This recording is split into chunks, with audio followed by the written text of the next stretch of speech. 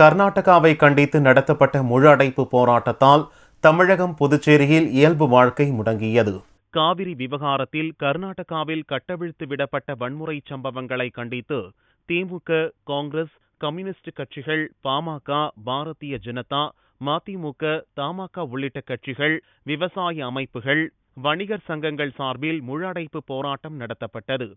சென்னை, கோவை, மதுரை, திருச்சி, நெல்லை, தஞ்சை, திருவாரூர், நாகை உள்ளிட்ட பல மாவட்டங்களில் 90% கடைகள் அடைக்கப்பட்டுள்ளன. சென்னையிலும் பல பகுதிகளில் பெரும்பாலான கடைகள் அடைக்கப்பட்டிருந்தன. அதேபோல குறைந்த அளவே பஸ்கள் இயங்கின. முக்கிய தொழிற்சங்கங்களும் ஆதரவளித்ததால் ஆட்டோக்களும் ஓடவில்லை. அரசு மற்றும் தனியார் பள்ளிகள் இயங்கின. சில தனியார் பள்ளிகள் மூடப்பட்டிருந்தன. பெட்ரோல் பங்குகளும் முழு அடைப்பில் பங்கேற்றன. எண்ணெய் நிறுவனங்களின் பெட்ரோல் பங்குகள் மட்டுமே திறந்திருந்தன. இதனால் மாநிலம் முழுவதும் இயல்பு வாழ்க்கை வெகுவாக முடங்கியது. புதுச்சேரியில் நடைபெற்று வரும் முழு அடைப்பு போராட்டத்தால் ஆட்டோ, டெம்போ மற்றும் பேருந்துகள் இயங்கவில்லை. கடைகள் அடைக்கப்பட்டுள்ளன. பள்ளிகள் மூடப்பட்டதால் மக்களின் இயல்பு வாழ்க்கை முற்றிலும் பாதிக்கப்பட்டுள்ளது.